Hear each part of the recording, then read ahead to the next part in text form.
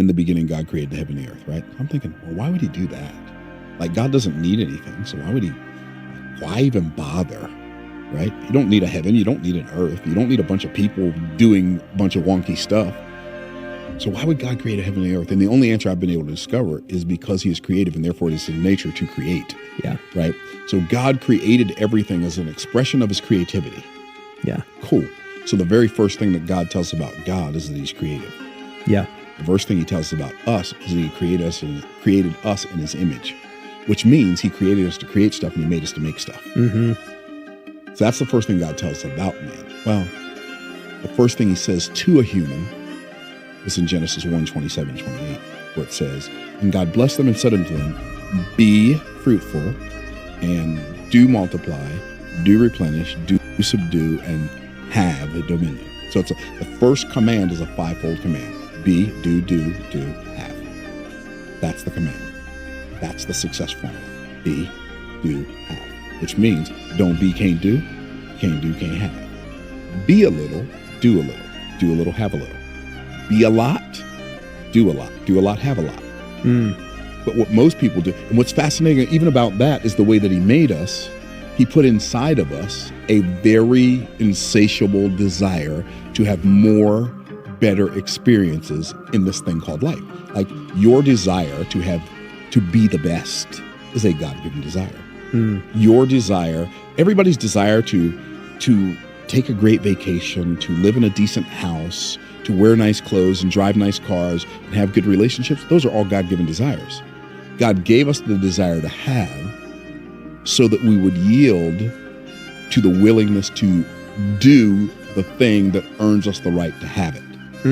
Our desire to have without the willingness to do is what creates criminals. Like human beings' desire to have without a willingness to do is what creates criminals. Yeah. It's what creates wrongdoing towards people. I want to have what they have, but I don't want to do the right thing to get it. I don't want to earn it. Right. Yeah. However, even people, like when people decide to change their life, that's why they start, okay, I'm finally willing to do the thing that earns me the right to have the stuff. Right? Yeah. But they don't realize that just like doing is the seed capital for having, being is the seed capital for doing.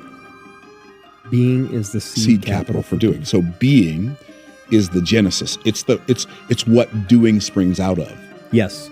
Right? So we have to focus on the becoming. God is most concerned with us becoming more. Sanctification. More what? More like him. Yeah. Right? We are concerned with having more.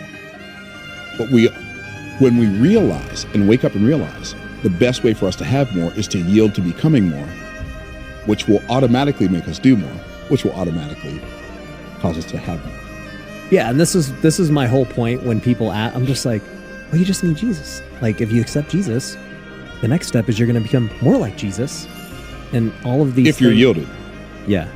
But if you resist, then you're not going to become more like Jesus. Because a lot of people receive Christ, but then they have this internal resistance because they want to hold on to the past as they walk into the future. Yeah. It doesn't work. You got to die to your old self. Yes. Yeah, and it reminds me too of what you're saying of like, do a little, have a little. Right. And it's the whole concept of but be a little, do a little. Exactly. And so if you think about be, do, have, being addresses my identity. Mm-hmm. Doing addresses my activity. Having addresses my property. So it starts with identity. Mm-hmm. Taking identity causes you to take action, and then you action have fruit. produces property. Yeah. Exactly.